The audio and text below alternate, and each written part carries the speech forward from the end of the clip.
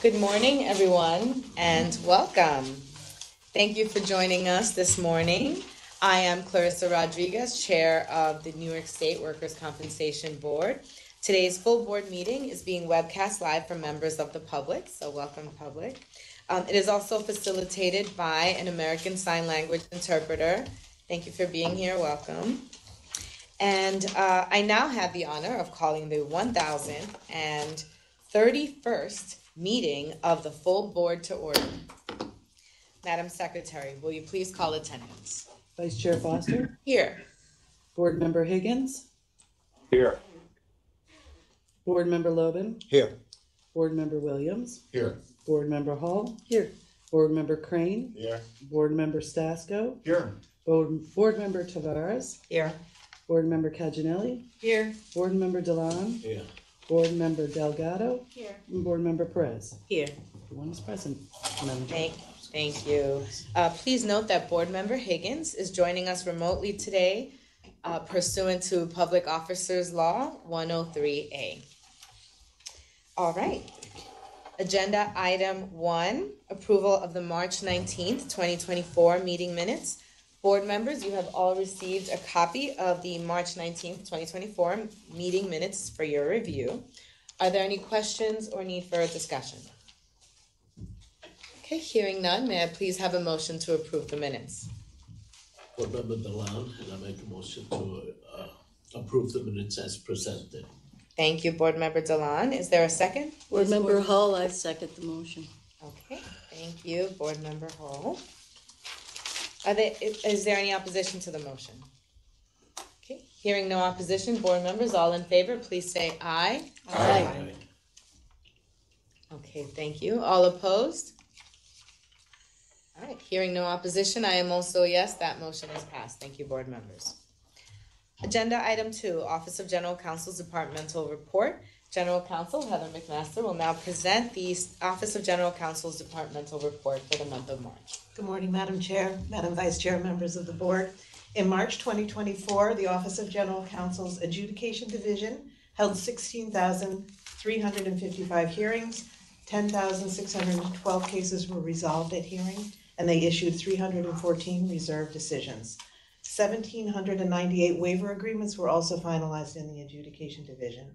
In the Administrative Review Division, 974 applications were received, 810 were processed, and there are currently 7,054 applications pending.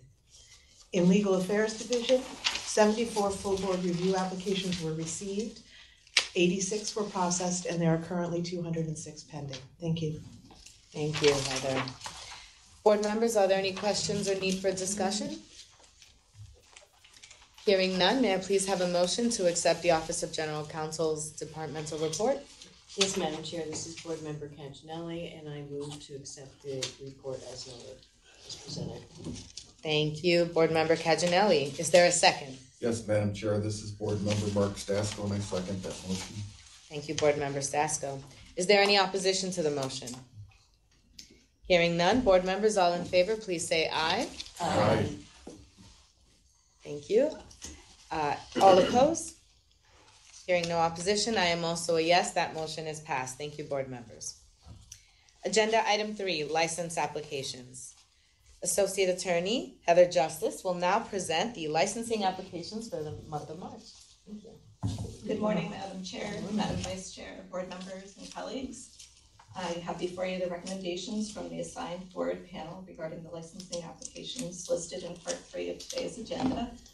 First, according to Section 24A, we're recommending 3 years for Alubani Ojabeli, and under Section 53-D, we're recommending 3 years for the qualifying officer Timothy Bosick from ACS Claims Service LLC, 1 year for the new qualifying officer Matthew Mead for American Claims Management Inc., and 3 years for Lisa Tortora from Retail Business Services LLC. And I present these recommendations to the board for your consideration. Thank you. Thank you, Heather. Board members, are there any questions or need for discussion? Okay, hearing none, may I please have a motion to accept the recommendations of the board panels as presented? Yes, Madam Chair, Board Member Tavares, I move to accept the licensing applications. Thank you. Board member, oh my God, I'm having a brain fart, Tavares. Sorry, apologies. Is there a second? I second that motion, or this is Board Member Perez. Thank you, Board Member Perez. Is there any opposition to the motion? No. Okay. Hearing none, board members, all in favor, please say aye. Aye. All opposed? I am also a yes, that motion is passed. Thank you. Agenda item 4, legal appeals. Heather McMaster will now present the recommendations concerning decisions by the appellate division. Thank you, Madam Chair. With respect to items 4H, 4I, 4J, and 4K, it is the opinion of the Office of General Counsel that the board should request that the Office of the Attorney General seek re-argument and/or leave to appeal to the Court of Appeals on behalf of the board to correct apparent legal errors in these decisions. With respect to items 4A through 4G and 4L and 4M, it is the recommendation of the Office of General Counsel that the board adopt the decisions of the court as the decisions of the board. Thank you. Thank you, Heather. Board members, may I have a motion to accept the recommendations of the Office of General Counsel? Yes, Madam Chair, this is Board Member Crane. I move to adopt the recommendations of the Office of General Counsel with regard to the legal appeals. Thank you, Board Member Crane. Is there a second? Yes, Madam Chair, this is Board Member Mark Stasko, and I second that motion. Okay, thank you, Board Member Stasko. Is there any opposition to the motion? Okay, hearing no opposition, board members, all in favor, please say aye. Aye. All opposed? Okay, hearing none, I am also a yes, that motion is passed. Thank you. Agenda item 5, mandatory full board review. We start with the case 5A, King Ed Taxi Incorporated, case number G2719303. Is there a motion with respect to 5A on the agenda? Yes, Madam Chair, this is Board Member Lauren Logan, and I move to have the dissenting opinion be accepted as the opinion of the board. Thank you, Board Member Loman. Is there a second? Yes, Madam Chair, Board Member Sam Williams, and I second that motion. Thank you, Board Member Williams. Are there any recusals from this matter? Is there any opposition to the motion? Yes, Madam Chair, this is Linda Hall, and there's opposition. Thank you, Board Member Hall. In light of the opposition, I call upon the Secretary for a roll call vote. Board Member Caginelli, No. Board Member Crane, Yes. Board Member Delgado, Yes. Board Member DeLon, Yes. Board Member Higgins, Yes. Board Member Hall, No. Board Member Logan, Yes. Board Member Perez, Yes. Board Member Stasko, No. Board Member Tavares, Yes. Board Member Williams, Yes. Vice Chair Foster, Yes. and Madam Chair. No. Motion's passed. Okay, thank you. We move on to 5B, Irving Consumer Products, Inc., case number G3046039. Is there a motion with respect to 5B on the agenda? Yes, Madam Chair, this is Board Member Crane. I move that the dissenting opinion be adopted as the opinion of the full board. Thank you, Board Member Crane. Is there a second? Yes, Madam Chair. Board Member Delgado, I second the motion. Okay, thank you, Board Member Delgado. Are there any recusals from this matter? Is there any opposition to the motion? Yes. Okay, thank you, Board Member Stasko. In light of the opposition, I call upon the Secretary for a roll call vote. Board Member Caginelli, No. Board Member Crane, Yes. Board Member Delgado, Yes. Board Member DeLon, Yes. Board Member Higgins, Yes. Board Member Hall, No. Board Member Logan, Yes. Board Member Perez, Yes. Board Member Stasko, No. Board Member Tavares, Yes. Board Member Williams, Yes. Vice Chair Foster, Yes. and Madam Chair. No. The motion passes. Thank you. Okay, agenda item 6, there are no items for discretionary full board review. So board members, is there any other business to discuss? Okay, before we move on to our guest speaker. We are joined today by the Office of the New York State Inspector General. Inspector General Lucy Lang is actually here with us today. I'm going to go ahead and read her intro, but thank you so much for being here. New York State Inspector General Lucy Lang is an attorney, educator, and lifelong New Yorker. As New York State's 11th Inspector General, Lucy Lang brings her long-standing commitment to justice to overseeing the office's investigations into corruption, fraud, abuse, and misconduct in state government, as well as deep experience designing and implementing practices that promote institutional integrity, transparency, and accountability. Inspector General Lang's leadership has included the implementation of novel transparency initiatives, extensive public educational outreach, and the agency's complete technological overhaul. By appointing attorneys in charge for Department of Corrections and Community Supervision, DOCS, oversight, workers' compensation fraud, and welfare fraud, Inspector General Lang has empowered her statewide interdisciplinary staff to prioritize partnership with and protection of the most vulnerable New Yorkers. Inspector General Lang has reinforced the agency's commitment to diversity, equity, and inclusion while expanding its workforce, instituted numerous policies dedicated to enhance sustainability practices, and prioritizing the mental and physical health of her staff. Under Inspector General Lang's leadership, OIG has concluded and publicly published the findings of major investigations, including 2 detailing defects in both the manufacturing and administration of drug tests used by DOCS to detect the presence of contraband in correctional facilities, an analysis of the glaring racial disparities that persist in the administration of discipline in New York prisons, and a review of the policies for supporting survivors of domestic violence in the state workforce. During her first year in office, Inspector Lang visited all 44 correctional facilities in New York State. Prior to her appointment as Inspector General, Lang served as director of the Institute for Innovation in Prosecution, a national criminal justice organization. She also served as an assistant district attorney in Manhattan, where she investigated and prosecuted violent crimes, including homicides, gun violence, and domestic abuse, and served as special counsel for policy and projects. While at the Manhattan District Attorney's Office and in collaboration with Columbia University's Center for Justice, Inspector Lang created Inside Criminal Justice, a first-of-its-kind college class for incarcerated students and prosecutors to study criminal justice and develop policy together. Inspector Lang is a member of the Council on Criminal Justice and a term member of the Council on Foreign Relations, and has served as vice chair of the American Bar Association's Criminal Justice Section.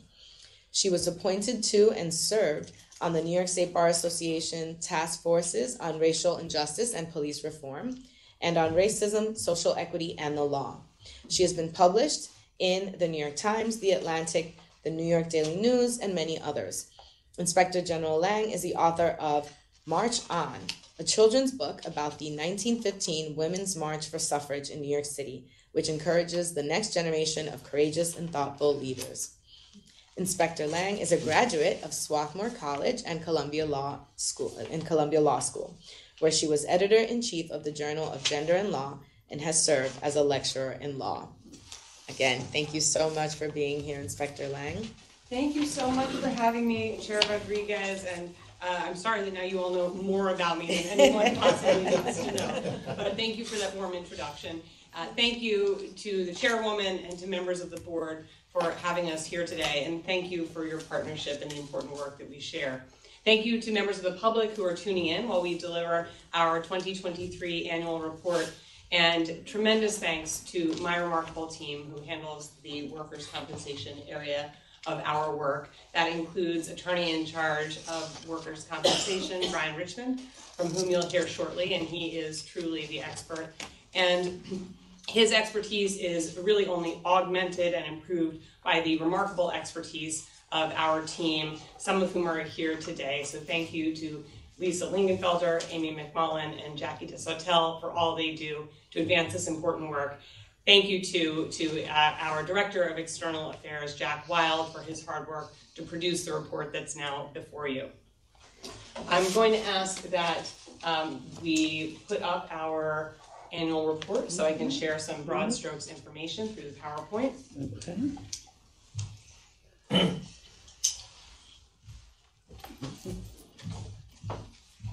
Should be catching up with us soon. Excellent, thank you. So as you can see, we have just published our statutorily mandated 2023 annual report, which includes information about what we have done, some of it, much of it, together over the course of the past year and under Brian's leadership. You may recall from our time together last year that the offices of the Inspector General includes not just the Office of the Workers' Compensation Inspector General, but also the Welfare Inspector General and the New York State Inspector General. And we have worked very hard over the past 2.5 years that I've had the honor of serving as the IG of all three of those offices to really integrate our staff to enable everyone to be able to work on a broad range of matters in hopes that we can bring more resources to bear on the investigations in this area and in others. We have a statewide interdisciplinary workforce, and that includes investigators, auditors, attorneys, forensics accountants, investigative aides, and others. We have really taken the practice of staffing all of our matters with lawyers, investigators, and auditors, so that there's a multifaceted approach to every investigation that we undertake. We have offices throughout the state. Some of this must seem like nothing to the Workers' Compensation Board, but we do have 7 offices, and we work hard to work together and communicate effectively across the state.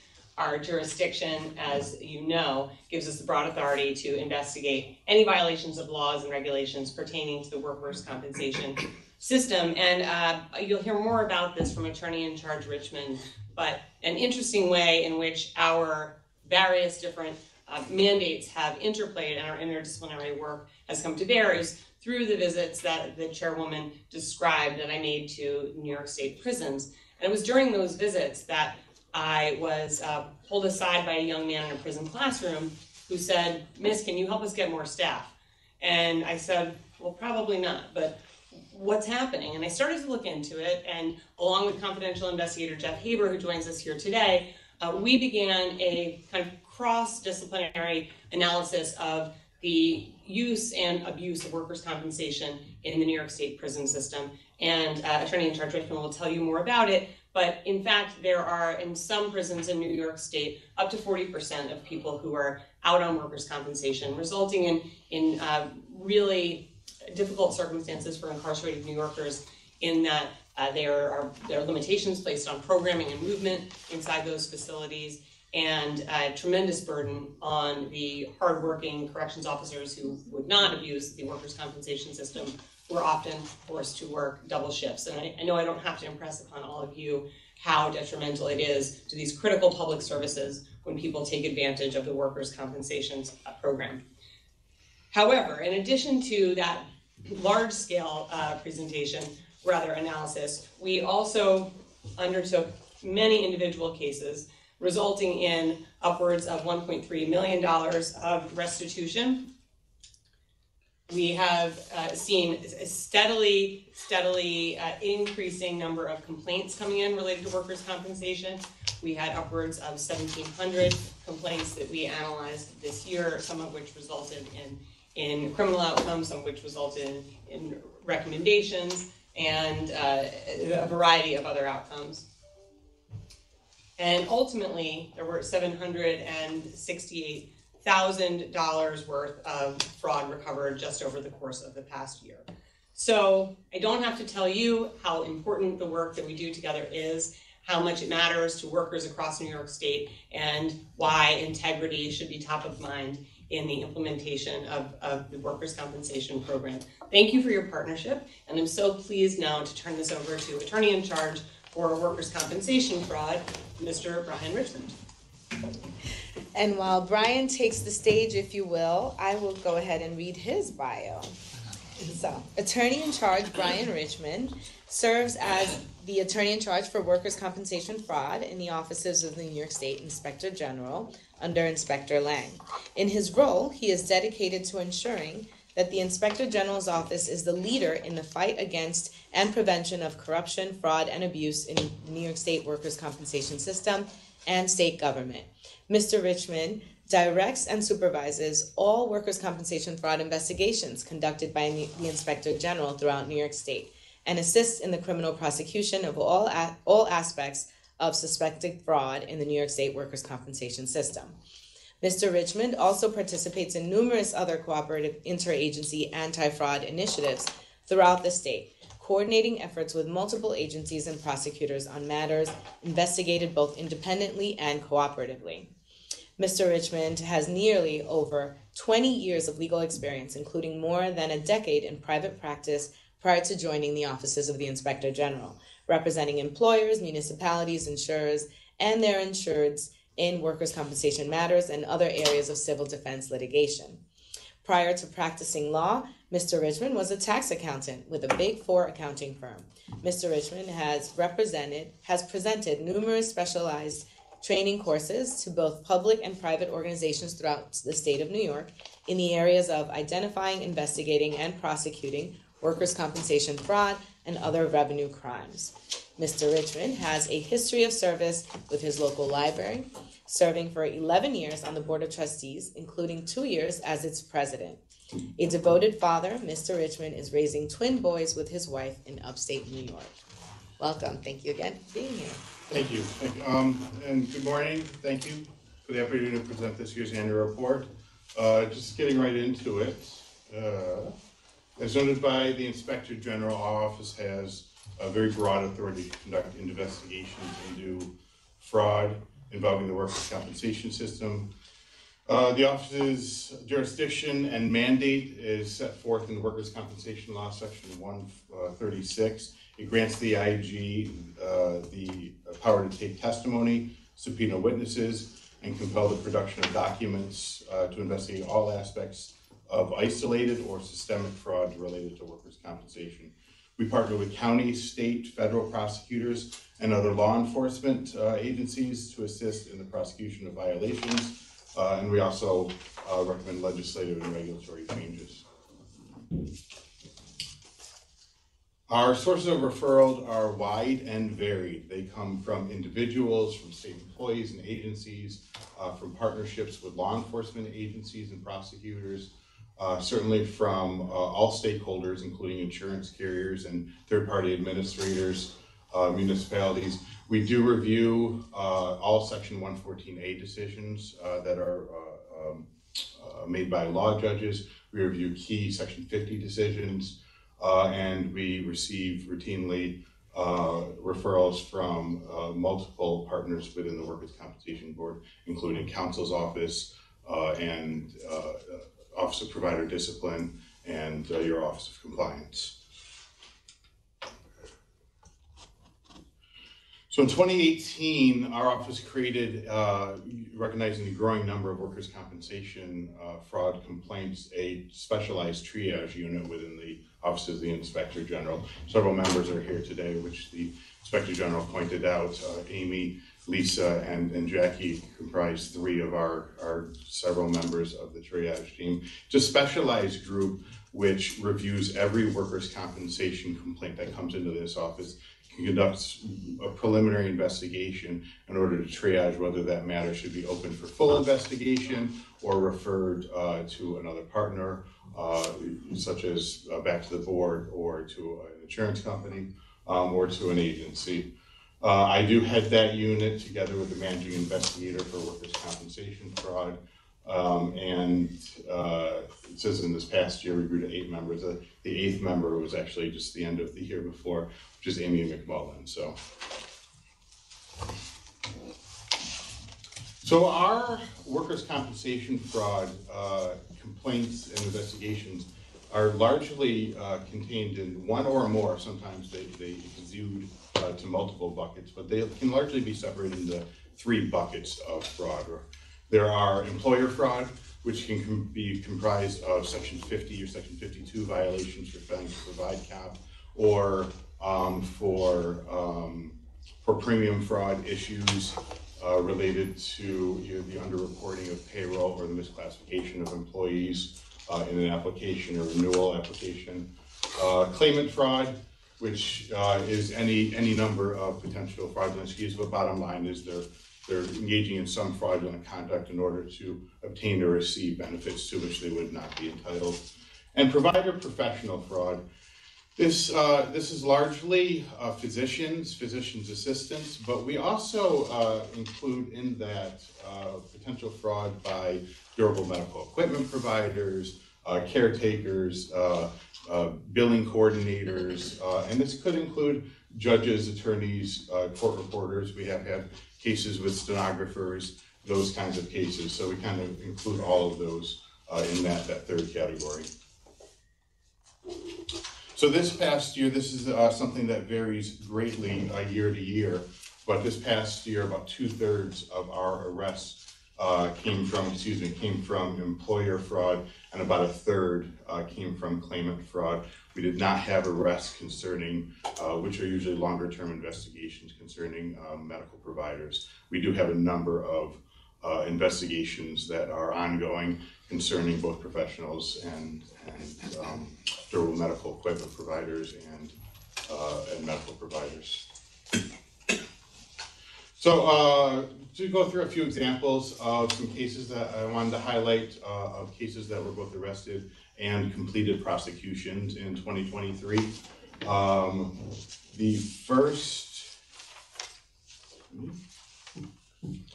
is an employer case in which this office partnered with multiple federal agencies to conduct a joint investigation into an owner of multiple demolition companies downstate. In addition to significant tax evasion uncovered by the IRS, our investigation revealed extensive premium fraud resulting from largely the misclassification of employees as clerical as reported to its insurance carriers as opposed to what they were actually doing, which is much more risky and a higher premium rate demolition. Indeed, one of the employees actually lost his life, during the period of time that they were underreporting or misclassifying their employees, resulting in, as you could guess, a significant outlay for the insurance company, which remained liable according to the board rules. Following a federal prosecution, the owner was ordered to pay 2/3 of $1 million in restitution to the various insurers that they misclassified their employees with, and this is in addition to payments for the underpayment of taxes to the IRS. An example of a claimant matter, an investigation into Western New York, an investigation in Western New York, we were not investigating Western New York, found that a licensed practical nurse, while receiving workers' comp wage indemnity benefits and reporting that she was not engaged in any work activity, was in fact working as a home health aide for multiple private insurers at the time. Following a prosecution in this case, the claimant was ordered to pay back more than $24,000 through probation to the state insurance fund. That was state money. In another state case involving a claimant, a state employee working for the Offices of People with Developmental Disabilities was found in an investigation to be working on the side as a bus driver while claiming his inability to work and both treating and to independent medical examiners. Again, a prosecution resulted in a plea of guilty with restitution ordered to the state insurance fund through probation. Again, we do have ongoing cases involving fraud by medical providers. In calendar year 2023, we did not have arrests associated with this category of fraud. In the summer of 2023, as the Inspector General noted in her remarks, this office released a significant report with recommendations following a long-term investigation into fraud associated with the extensive workers' comp benefits afforded to DOC's employees through the NYSCOBA contract, which was being renegotiated at the time. Through analysis which showed a substantial overrepresentation of claims something like 44% of all claims of state employees came from the DOC's office, and certainly they do not represent 44% of the state workforce. So there's overrepresentation of DOC's employees, despite the fact that the vast majority, more than 2/3 of these claims, were not from inmate-related contact, but from more ordinary office issues, trips and falls, things like that. Our office found a potential fraud incentivized by the general full salary benefits that are afforded to DOC's employees that are not afforded under the ordinary workers' compensation system. And we made recommendations concerning that.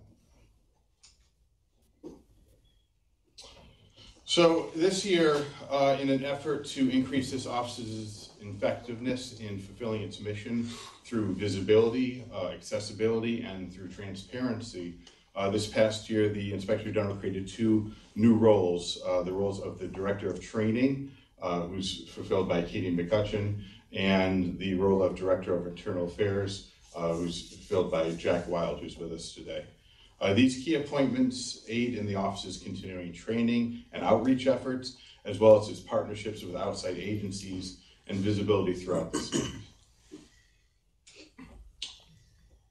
Speaking of training and outreach, this year, the Inspector General continued to support extensive training and outreach with a number of key stakeholders throughout the state. This includes the spring conference of the New York State Association of Self-Insured Counties in May 2023. I'll be speaking there again in a couple of weeks. Also in May 2023, the Inspector General and her staff presented at the Conference That Counts, an annual meeting of the Institute of Internal Auditors. It's a very large conference, a multi-day conference. In June 2023, the annual Joint Insurance Crime Bureau and the New York Anti-Car Theft Association, NIAC, Workers' Compensation Fraud Training in Plainview. We spoke at that. We'll be speaking at that and presenting at that again this year to a number of insurance companies and other key stakeholders. In October 2023, the National Association of Inspector General's annual training conference was held this year in New York City, and the Inspector General gave the keynote address to that conference as well, once again connecting with our prosecution partners and sharing information on a nationwide basis. The Inspector General has also continued and increased its initiatives and task forces. These include proactive initiatives, partnerships, and collaborative efforts with a number of agencies, including the Workers' Compensation Board, the Department of Labor, and other key state and federal agencies. These task forces include a Workers' Compensation Task Force, the Joint Continuing Legal Education Consortium, which was created this year between the New York State Insurance Fund, the Workers' Compensation Board, and our office.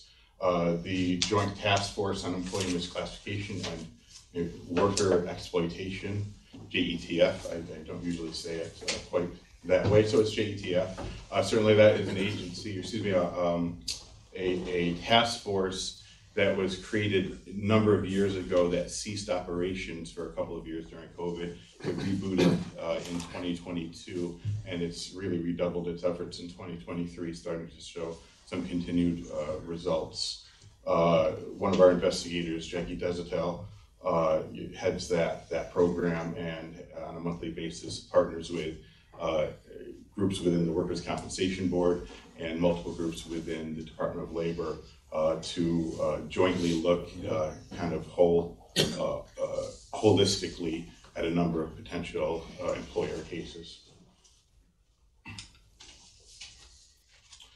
Our office has also, largely through the efforts of Jack Wild and his appointments, increased our media presence, and this is ever increasing, including television interviews, print, radio, including 28 interviews in 2023 by the Inspector General. She's been very busy, and you can see the picture at the right with it's my favorite caption, the workers' compensation investigation. That's the Inspector General being interviewed in regard to the DOCS initiative and the DOCS report that we published this year.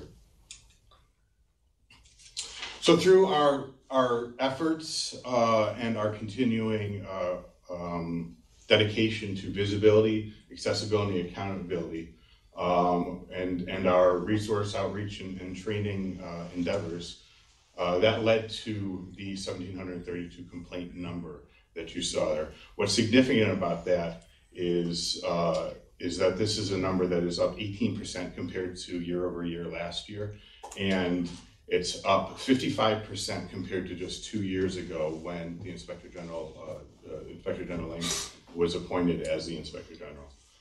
This is obviously a significant increase in just 2 years' time, and it's early this year, but we see that number increasing largely as a direct result of the efforts. And where that number goes up, there's more fraud found, more money uncovered, and frankly, the system gets better.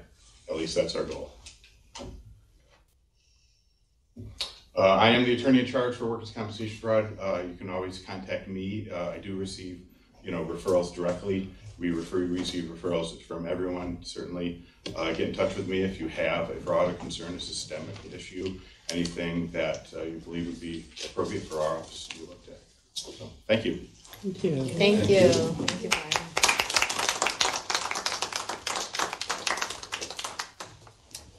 Thank you so much for the work that you do and all that great information. Now, board members, may I please have a motion to adjourn today's meeting? Yes, Board Member Crane, I move to adjourn. Okay, thank you, Board Member Crane. Is there a second to that motion? Board Member Caginelli, and I second that motion. Thank you, Board Member Caginelli. Board members, all in favor, please say aye. Aye. All opposed? I am also a yes. That motion is passed. Thank you. Meeting adjourned, everyone. Thank you.